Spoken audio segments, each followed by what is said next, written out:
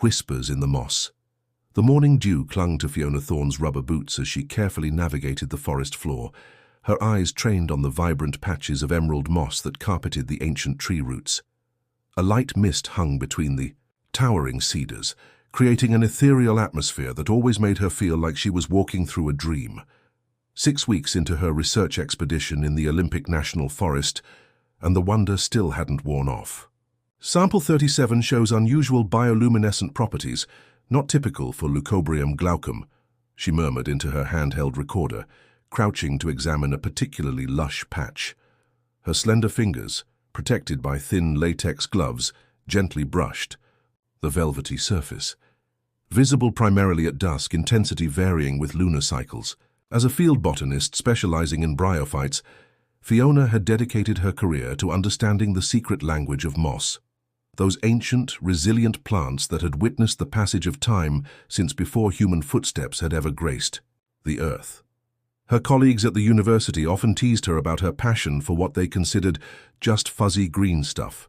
But Fiona knew better. Moss held secrets, memories encoded in their simple cellular structures. A soft rustling sound from beyond a fallen nurse log broke her concentration. Fiona paused, holding her breath. The Olympic Peninsula was home to mountain lions and black bears, neither of which she was particularly eager to encounter alone. Her hand drifted to the bear spray attached to her belt. The rustling came again, followed by what sounded distinctly like a human groan. "Hello?" she called cautiously, rising from her crouched position. "Is someone there?" Another groan, weaker this time. Fiona hesitated only briefly before following the sound, her scientific curiosity overriding caution. Rounding the massive fallen log, she gasped at what she found. A man lay crumpled among the ferns, his hiking clothes torn and muddied.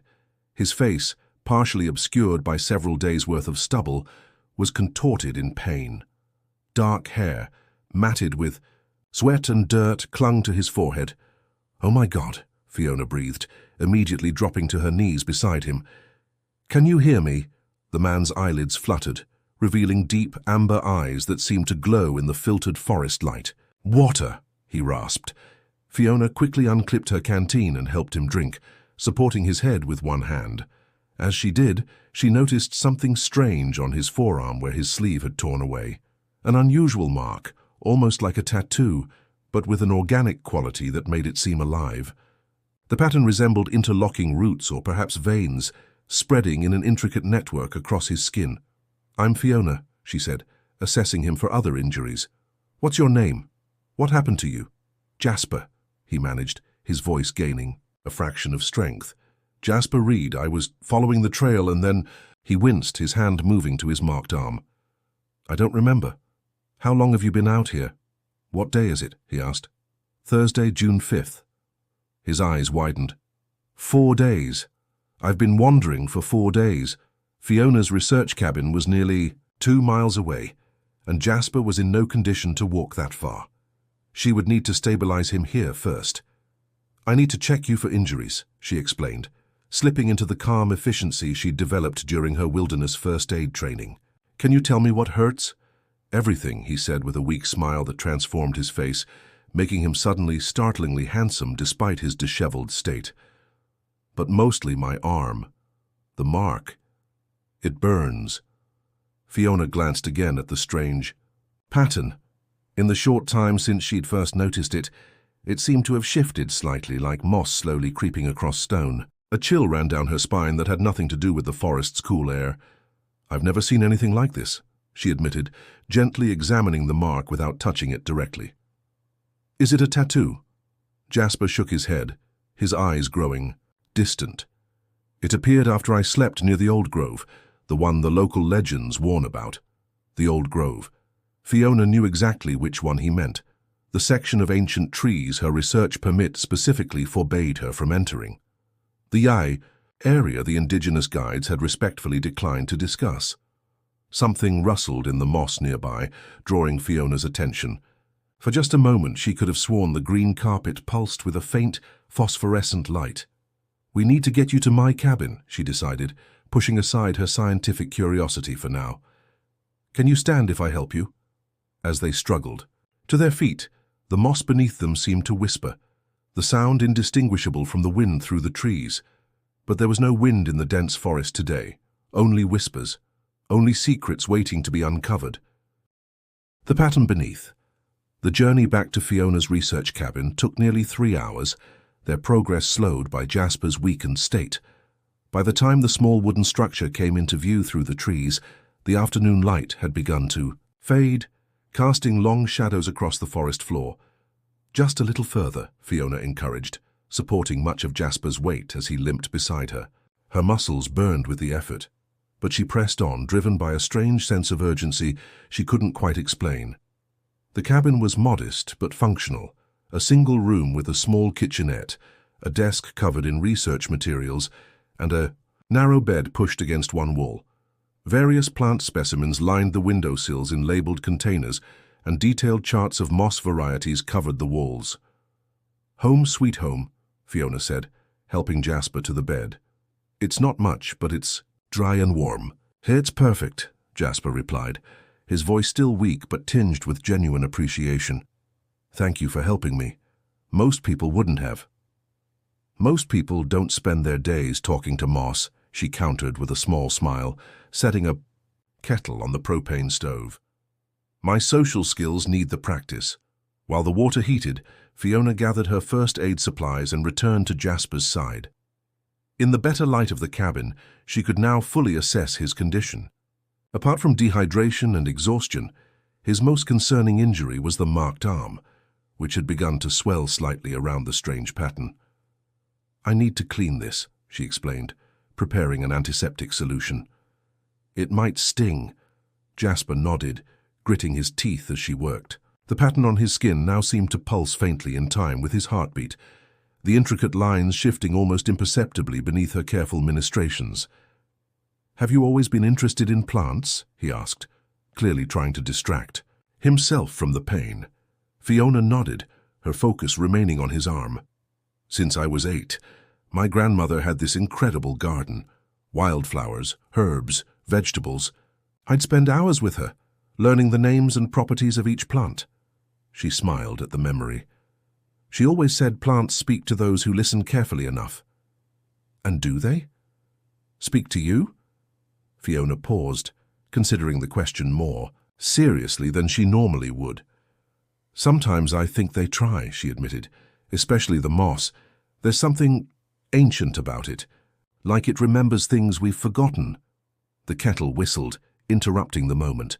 Fiona prepared 2 mugs of tea, adding honey to Jasper's. As she handed it to him, their fingers brushed, and for a second, the pattern on his arm flared with an emerald luminescence. They both stared, speechless. "That's not normal," Jasper finally said, his voice barely above a whisper. "No," Fiona agreed, setting her mug aside and leaning closer to examine the mark. "It's almost as if it's responding to something." The pattern had changed again, the lines rearranging themselves into what now resembled a map, branches and pathways spreading outward from a central point. Fiona reached for her digital microscope, a tool she normally used for examining moss structures, and carefully positioned it over Jasper's arm. The magnified image on her tablet screen revealed something astonishing. Within the lines of the pattern, minute structures that looked remarkably like plant cells pulsed with life. "This isn't a tattoo," she breathed. "It's alive." Jasper swallowed hard. "When I was lost in the forest, I had the strangest dreams. I saw a clearing filled with standing stones covered in moss. The moss was singing somehow. It wanted me to follow it deeper into the grove." Fiona's heart raced. "The old grove you mentioned, can you describe exactly where it was?" Jasper closed his eyes, concentrating. "There was a stream that forked around a large boulder. I followed the left branch until it disappeared underground. Then I walked toward the tallest cedar I'd ever seen. The clearing with the stones was just beyond it." Fiona quickly pulled out her topographical map of the region, spreading it across her desk. "Here," she said, pointing to a section marked with hatched lines indicating restricted access. "This must be it." "Why is it restricted?" Jasper asked, trying to sit up and wincing with the effort. "Officially." "Endangered species protection," Fiona replied, her eyes still scanning the map. But the local researchers who've been here longer say the indigenous tribes consider it sacred ground, a place where the boundary between worlds grows thin. Outside the cabin, the forest had grown unusually quiet, the typical evening chorus of birds and insects notably absent. The silence pressed against the windows like a living thing. Jasper's arm throbbed visibly now, the pattern glowing faintly, even without touch.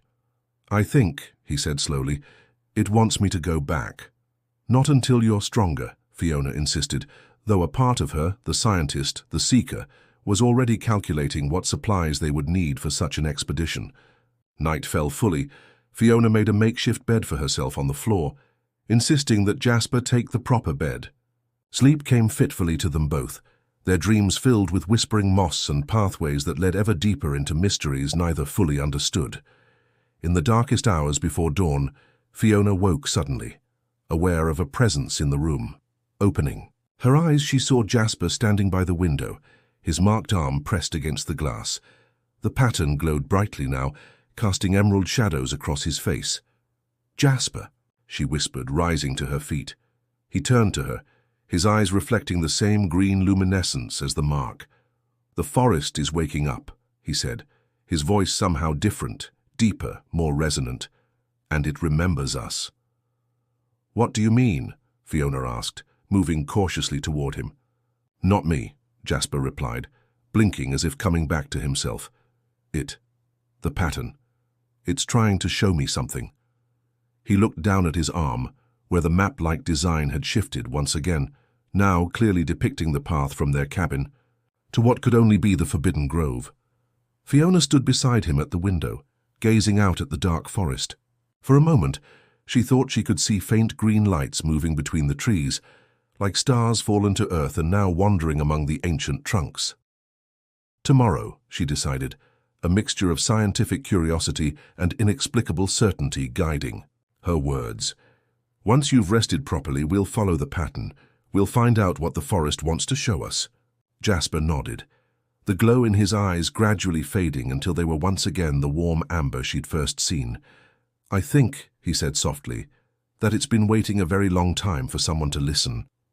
In the darkness beyond the cabin walls, the moss pulsed with silent anticipation, patient as it had been for millennia, waiting for those who could finally hear its ancient song.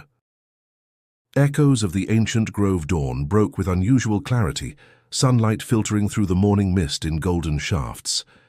Fiona woke to find Jasper already up, color returned to his face, and a newfound energy animating his movements. The change was remarkable. Yesterday he had barely been able to walk. Today he moved with purpose, preparing a simple breakfast from Fiona's limited supplies. "You look better," she observed, sitting up and running a hand through her tangled hair. Jasper glanced at his marked arm, which now displayed a subtle glow even in daylight. "I feel connected to something. It's hard to explain, like I've been running on low power my whole life, and suddenly found a new energy source." Fiona approached, scientist mode engaged as she examined his arm. The pattern had stabilized overnight into a clear map, complete with what appeared to be landmarks marked by intricate spiral designs. "The swelling's gone," she noted, her fingertips hovering just above his skin. "No signs of infection. Medically speaking, this is impossible." "Yet here we are," Jasper replied with a small smile, handing her a steaming mug of coffee. "I've been thinking about why the forest chose me. I haven't been entirely honest about why I was hiking in this particular area."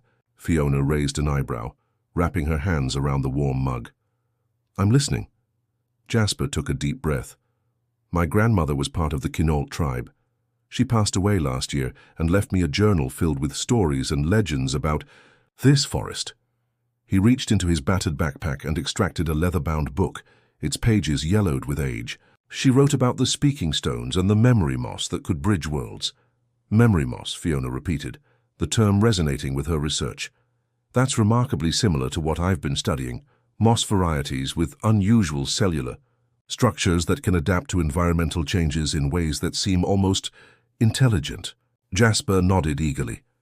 "My grandmother believed certain people could communicate with the forest. She called them listeners.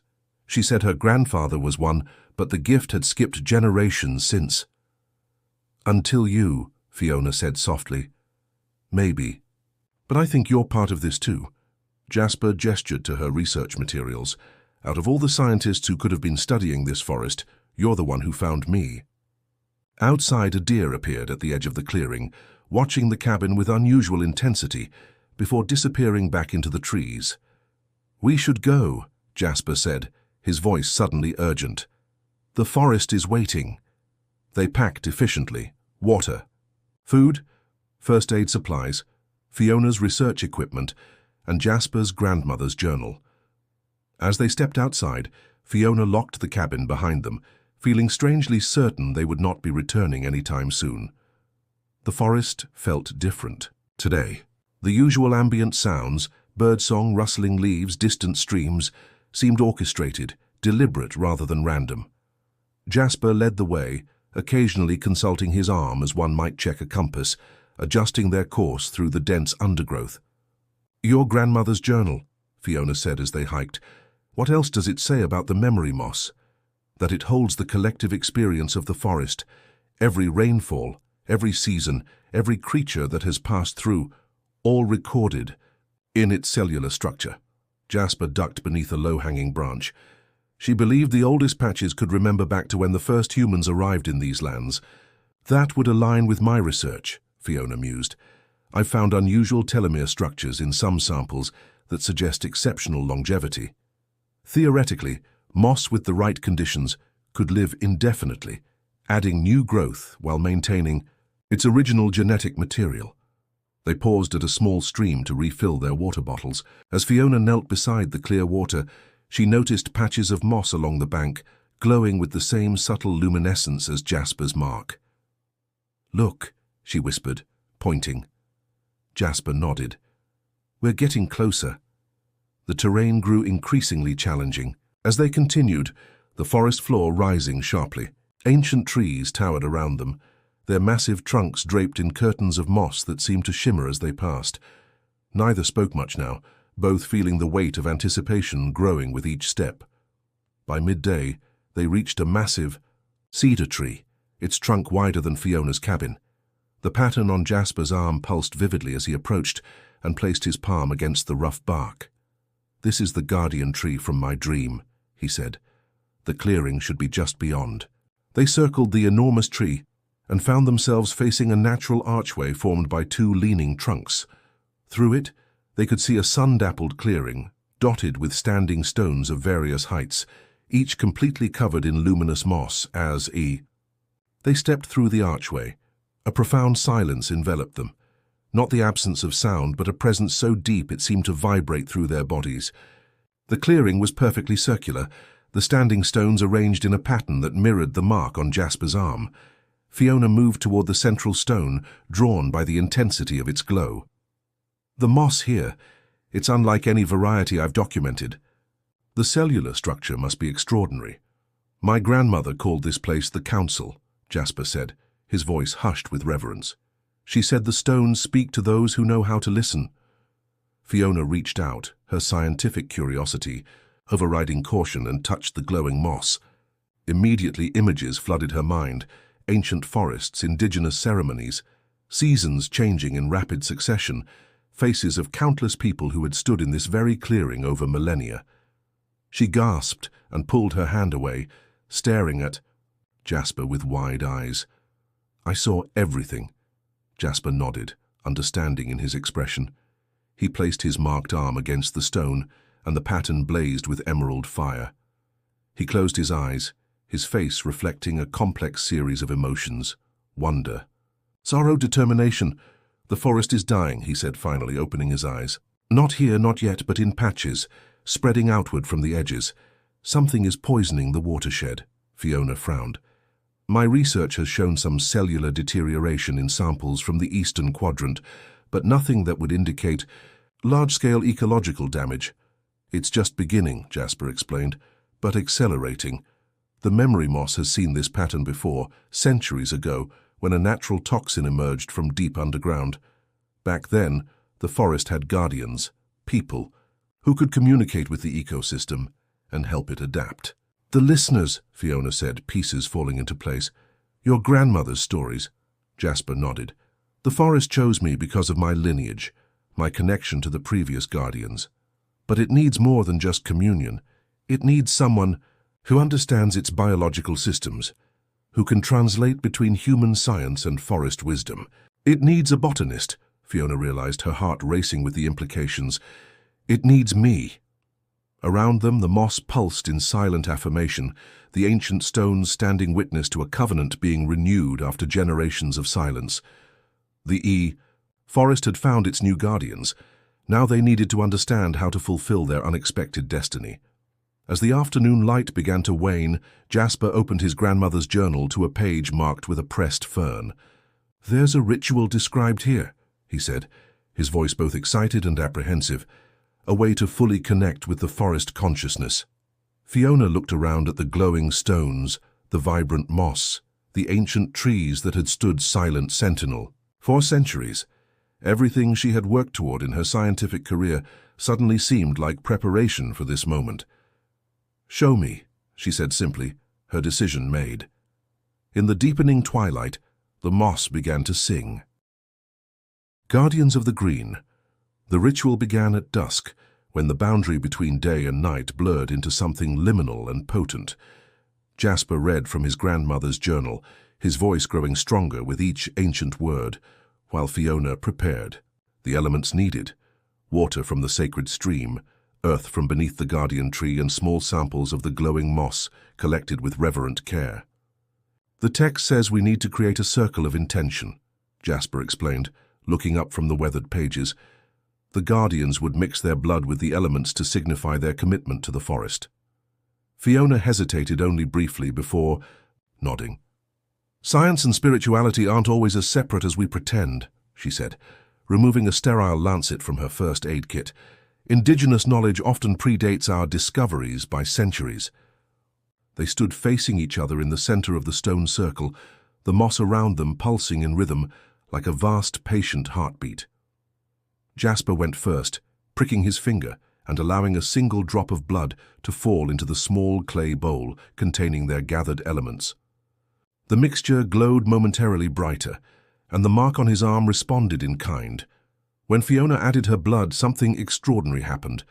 The mixture illuminated with an intensity that cast their shadows tall against the ancient trees, and the moss throughout the clearing surged with answering light. A gentle wind arose from nowhere, circling them and carrying what sounded like whispered voices.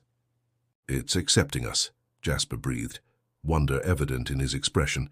Fiona could feel something changing within her, a heightened awareness, as if her senses were expanding beyond normal human limitations. She could suddenly perceive the complex network of mycelium beneath the soil, connecting the trees in invisible communion. She could feel the slow, patient life force of the ancient cedars, the quick, bright energy of the ferns unfurling in the understory. I can sense everything, she whispered, overwhelmed by the input. The entire ecosystem, it's all connected, all communicating. Jasper nodded, his eyes reflecting the moss's luminescence. My grandmother's journal says it takes time to learn how to filter the information, to focus on what's important. The mark on his arm had begun to spread, the intricate pattern extending past his wrist and toward his shoulder. More surprising was the realization that a similar pattern had appeared on Fiona's skin, emerging like watercolor bleeding through paper, starting at her fingertips and tracing delicate lines up her arm. They stood transfixed as knowledge flowed. Into them, generations of forest wisdom, the slow-gathered intelligence of organisms that measured time in centuries rather than minutes. Fiona understood now why the indigenous people had protected this place so fiercely. It wasn't simply sacred ground, it was a repository of ecological memory, a library of survival written in living cells. Night fell completely, but darkness did not follow. The entire clearing glowed with bioluminescence, creating a dome of emerald light visible only to those within the stone circle. Within this illuminated space, Fiona and Jasper began to understand their role as guardians. The toxin, Fiona said suddenly, scientific insight merging with the forest's knowledge. I can trace its molecular structure now. It's leaching from an abandoned mining operation 5 miles east, where the watershed narrows through limestone formations. Jasper nodded. His consciousness similarly expanded. The forest has been trying to adapt to evolve defenses, but the process is too slow compared to the contamination rate. He looked down at his marked arm. That's why it needed us to bridge the gap between human time and forest time. My research, Fiona realized, excitement building in her voice. The unusual cellular adaptations I've been documenting in the moss samples, they're not random mutations. They're deliberate attempts to create a biological filter for the toxins. But incomplete, Jasper added. The forest needed your scientific understanding to complete the adaptation process. Fiona moved to her backpack and pulled out her research tablet, her fingers flying across the screen as she accessed her data with new understanding. The patterns she had documented, previously mysterious, now made perfect sense when viewed through the lens of the forest's intention. If I can isolate this particular protein sequence, she murmured, and then introduce it to the affected areas, yes, this could work. Jasper consulted his grandmother's journal again. According to this, the previous guardians used a form of living medicine, moss preparations that could be introduced at key points in the watershed to purify the water. Bioremediation, Fiona nodded. Exactly what I was thinking, but using the forest's own evolved solutions rather than imported bacteria. She looked up at him, her eyes bright with purpose. We need to cultivate specific moss varieties and place them strategically throughout the eastern watershed. As if in response to their realization, the pattern of stones in the clearing suddenly made sense. It was a map of the entire forest ecosystem, each stone representing a crucial node where water, soil, and life intersected. The glowing moss indicated exactly where intervention was needed. Throughout the night, they worked together in perfect synchrony, Fiona applying her scientific knowledge to develop propagation techniques for the healing moss, while Jasper used his newly awakened connection to communicate their intentions to the forest consciousness. By dawn, they had created a detailed plan to heal the watershed, a fusion of ancient wisdom and modern science. As the first light of morning filtered through the trees, they sat exhausted but exhilarated in the center of the stone circle. The marks on their arms had stabilized, no longer spreading but glowing with steady purpose. We should rest, Jasper suggested, though his eyes reflected the same energized commitment that Fiona felt. The journal says the first day after connection can be overwhelming if we don't allow ourselves to adjust. Fiona nodded, suddenly aware of how physically drained she was despite her mental clarity. They created a simple camp at the edge of the clearing, gathering soft ferns for bedding and sharing the last of their provisions. As they sat side by side, watching the morning mist rise through the ancient trees, Fiona felt a profound sense of rightness. Her entire life, her childhood fascination with plants, her academic struggles to convince others of the importance of bryophyte research, even her decision to request this remote field assignment, all of it seemed to have been leading her to this moment. "Do you regret it?" Jasper asked softly, as if reading her thoughts. "Taking on this responsibility?" Fiona considered the question seriously. "No," she finally answered. "Science has always been about understanding the world, about solving problems. This is just a more direct approach than publishing papers no one reads." Jasper smiled, the expression transforming his face in the gentle morning light. "My grandmother would have liked you," he said. "She always said the world needed more people who could bridge different ways of knowing." Around them, the forest stirred with renewed vigor, as if the very act of their commitment had already begun the healing process. Birds called from the canopy, their songs seemingly directed at the new guardians. A family of deer emerged from the trees, approaching the clearing without fear, their eyes reflecting an ancient recognition. "We should start tomorrow," Fiona said, her mind already mapping out collection sites and propagation methods. "The eastern watershed first, where the contamination is strongest." Jasper nodded, his hand unconsciously moving to cover his marked arm. "The forest will guide us, and my grandmother's journal contains maps of hidden springs and caves that might help us access the most critical areas." As exhaustion finally overcame them and they drifted toward sleep, Fiona reached out instinctively, her marked arm brushing against Jasper's. Where their patterns touched, a spark of green light pulsed between them, a connection forming that went beyond their separate bonds with the forest, something entirely new and unexplored. In her last moments before sleep claimed her, Fiona understood that she had found not just purpose but partnership. Together they would become what the forest needed, guardians of the green, protectors of ancient wisdom, bridging worlds that had grown too far apart. The moss whispered around them, its ancient voice now clear in their awakened minds. Welcome home. Bloom and Bond 6 months had transformed both the forest and its new guardians. The eastern watershed now flourished, purified by Fiona's specialized moss cultures strategically placed at critical junctures. Where toxins had once seeped, clear, water now flowed, carrying healing rather than harm. Fiona and Jasper stood on a ridge overlooking the revitalized valley, their marked arms glowing softly in the winter twilight. The patterns had become permanent now, beautiful reminders of their covenant with the ancient ecosystem. The university keeps sending emails about my extended research sabbatical, Fiona said with a small laugh, her breath visible in the crisp air. If only they knew I've collected enough data for 10 dissertations.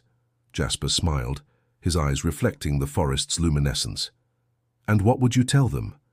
That you've become a mystical forest guardian with your moss-whispering abilities? I'm thinking of going with discovered new bioremediation techniques instead, she replied, bumping her shoulder against his playfully. Slightly more publishable.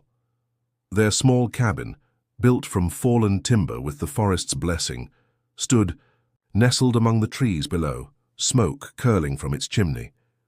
Inside waited the journals they'd filled with observations, the careful records of their work that would one day guide future guardians. My grandmother's journal ends with a prophecy, Jasper said, his voice growing serious. That, when the forest finds worthy guardians, it offers them a final choice, to remain connected to its consciousness for a natural lifetime, or to become truly part of it, extending their years but binding them permanently to this place. Fiona looked at him, understanding the weight of his words. 6 months ago she might have hesitated, might have clung to her academic ambitions and the life she'd planned. Now she couldn't imagine leaving. The forest spoke to her as clearly as any human voice, its ancient wisdom becoming part of her own thoughts. I think I made my choice the moment I touched that first glowing stone, she said softly. Jasper took her hand, their marked arms creating a circuit of emerald light between them. As did I. Below them, the moss began to glow more, intensely, spreading patterns of light through the forest like stars coming alive at dusk. The trees seemed to lean closer, branches swaying without wind. The forest was listening, witnessing. Together, then, Fiona said, certainty filling her voice. Guardians of the green. Together, Jasper agreed, his eyes reflecting not just the forest's light now, but something deeper, a love grown from shared purpose and mutual respect. As twilight deepened into night, they made their way down to their cabin, their path illuminated by moss that brightened at their approach. Behind them, tiny spores lifted into the air, carrying the promise of new growth, new connections, new life. The forest had chosen well. In finding its guardians, it had also created something unexpected, a bond between two humans that mirrored its own interconnected nature, roots intertwining beneath the surface, stronger together than apart. And as the seasons turned, the forest would thrive under their care, the ancient partnership between humans and nature renewed once more, blooming into something both timeless and entirely new.